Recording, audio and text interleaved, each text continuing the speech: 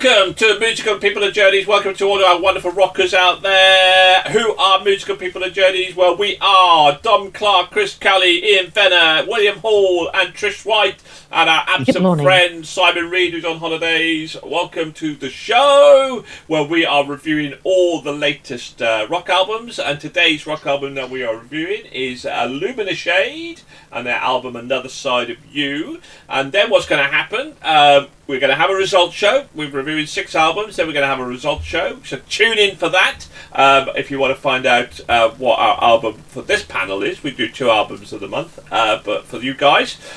So today's album is Illuminshade and Another Side of You. Who are Illuminshade? They are a Swiss rock and metal band. The band was formed in 2019, so they're not that old. By Illuminati band members Fabian Ernie and Jonas Wolf, and make cinematic and fantasy music combined with rock and metal. They're currently signed to our favourite, or one of our favourite, Napalm Records. The band's name is a combination of the English words illumination and shade, and refers to the contrast between light and darkness, and emerges in the songs, as well as the contrast between quiet and heavy songs. Illuminshade was created because Ernie put together, I really like this, a music concept and band to obtain her master's degree in September 2018. Afterwards, all the band members decided to continue the band and record an album. So, how about this then? From education to rocking it on stage around the world. So, let's talk to somebody who does like to be front and tension, and I reckon would love to be on stage, because he does love a bit of musical theatre. Ian! Was this your cup of tea, my friend? Oh, yes. Oh, absolutely. Musical theatre. I love musical theatre. And I've always wondered why we don't get more rock musicals of this genre, because it takes you all kinds of places, this type of music. Obviously, it's just not mass liking enough, I guess. So Another Side of You, Illuminshade. Never heard of Illuminshade. So what a toe dipping in the water this is. Diverse, rich soundtrack, or musical-esque in places, and a real journey. 100% a real journey. Beautifully produced opening instrumental track. We looked at Amaranth doing their title track as their opener, which is a gutsy move. I think having an instrumental as your opening track is also a bit risky, but it actually blends perfectly with the next track, which is a solid rock with really nice synthesized sounds hinted in the background on that. They're a little bit more forward, a little bit more dominant than other tracks. Other tracks you don't even notice them at all. But that was really lovely hint. So it gives you a taste of what's going to be coming your way. A great balance of soft and power ballads. With an anthemic vibe throughout. Absolutely, just a complete journey of the senses, without a shadow of doubt. Not the senses, but of your hearing sense. I can't think of the exact word I'm looking for there, but I'm sure you know what I mean. The vocals, I thought they were clear and strong, yet necessarily gentle at times. There were a couple of tracks I thought she probably hit the mark a little bit too short at the beginning of the album. A couple of songs I thought she could have put a bit more power into it, but throughout the rest of the album there's always power, whether it's really, really forceful or gentle.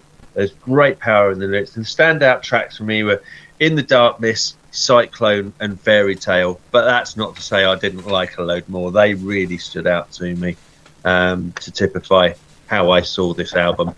Definitely on my albums I love, and will be looking more into them like I will be Amaranth. Right, well, talking about soft, powerful and gentle, William. Hey? All of the above.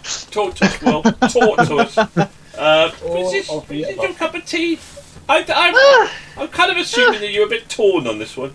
I mean, I liked it. I didn't love it. Didn't hate it. It brought me enjoyment.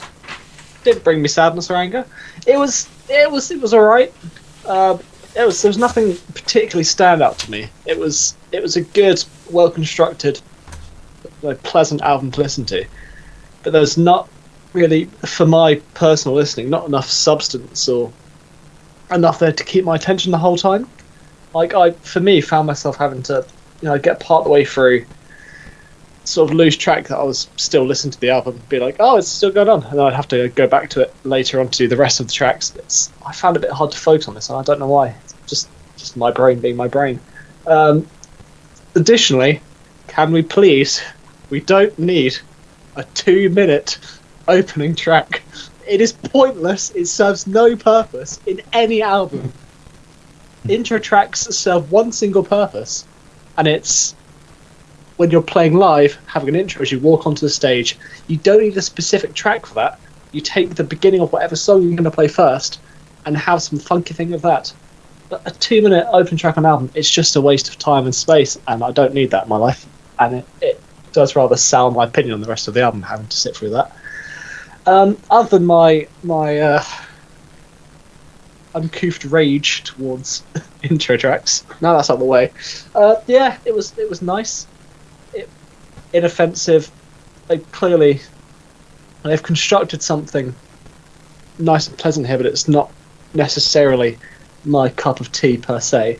A bit too proggy for my liking. There's too many of those elements in it, which, unsurprising me, it's my arch nemesis in this world. But yeah. Well, I thought your arch nemesis was Trish, and so let's swiftly move on to your arch nemesis, shall we? Trish. It's just a rumour. It's just a rumour. I'll just put it out there, and there's probably no substance to that whatsoever. Cultivating fake news. What's I know, going on? right? Fake news. Trish, what did you think of Illuminshade? Well, you're right with the opening track. Instrumental. Gave nothing away and wasn't really needed. They could have gone straight in with Elegy as the opening track.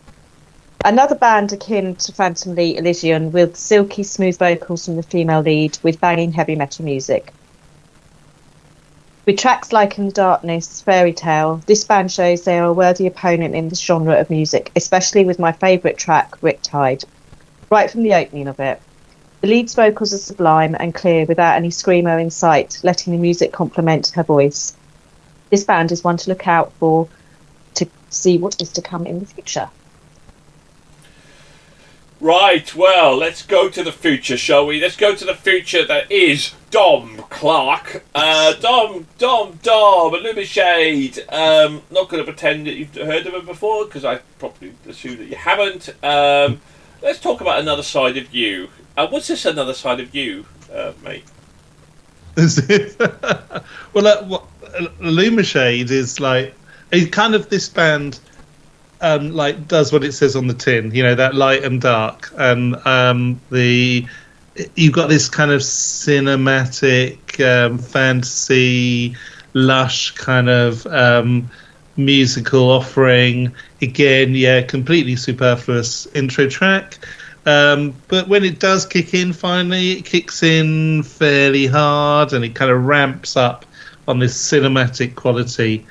The lyrics, they kind of started strong and moody, but for me it kind of fell apart quite quickly into real kind of genre stereotypes, if I'm honest, especially around choruses and things like that, which all got a bit sort of samey. They remind me of Within Temptation, I guess, but I don't know if I need another Within Temptation in my life. There was a fair bit of just pop in there. Cloud Reader, that was just a bit too pop, bit too insipid. Didn't really engage me throughout the album. A proper mixed bag, though. There's a couple of pretty good tracks, a couple of okay tracks, and several skips, if I'm honest. Well, we hope you are honest, because that's the whole point of the goddamn show, is to be honest. Now, let's go to somebody who's not honest, because you're a little scallywag. He's our Chris Cullywag. Let's find out. What did you think, Chris? I'm not sure whether to lie or tell the truth now. It's kind of been already said by quite a few people. There's cinematic, there's semi-operatic music in there as well. There's a real mix of genres in this album, and I think that's partly because, as we've said, they're relatively new. They're still finding their feet a bit as to what they want to do, and I think, like Don was saying with Cloud Reader, they bring some pop into it as well. Maybe that's where they're going to go. Maybe not. They're trying it out, seeing what they think. Hopefully, they don't go quite as far as they do with Cloud Reader too many more times. There's ballads in there from Fairy Tale. Hummingbird is a bit of a calmer song, just kind of brings it back down and then brings it up for the rest of the album. So I enjoyed it. It's one of those ones that I kept going back to. I found it compelling in a kind of there's some of the sort of the semi-operatic or the somatic stuff I like, and some that I don't. This one very much fit into the. I'm going to keep coming back to this. I'm going to try out the other album they've got out so far, and I'm going to keep a lookout for these guys because I really enjoyed it. I mean, I hear what you. For me, I mean, this sounds up my street. I really enjoyed the album. I absolutely loved it. It's cinematic. There's a little bit of power metal, a bit of symphonic metal in there. You can't have plenty more room in the market for people like Within Temptation and I liken to a little bit of Edge of Paradise, but maybe not quite with the amount of energy that Edge of Paradise kind of have, really. It is brilliant. It is a brilliant album. I love Cloud Reader, Hummingbird, Eulogy. I kind of loved all those tracks. They made it to my playlist. However, I think for me, what stops short of being this to be a fantastic album is that there is not enough shade.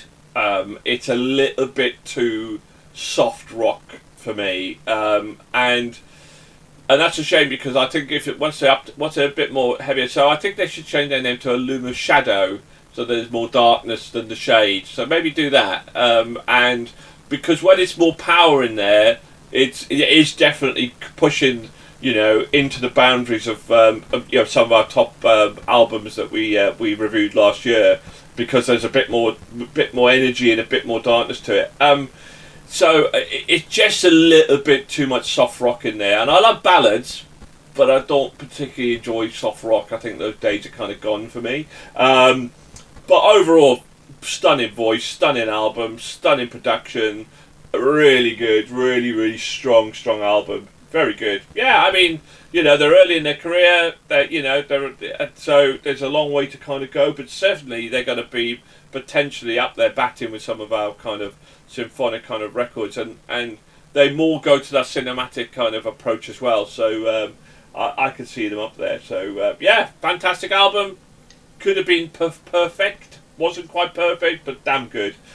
So there we go. Hope you've enjoyed the show. Thank you to my wonderful panel, to Dom Clark, to Chris Cuddy, to Ian Venn, to William Hall, and to Trish White. If you want to know how Illuminshade fared in our ratings for the month, tune into our results show. Just search results show, go to our channel, and thank you very much. If you like what you heard, please like and subscribe to our channel. It'd be really appreciated. And goodbye for now. Thank you. Bye.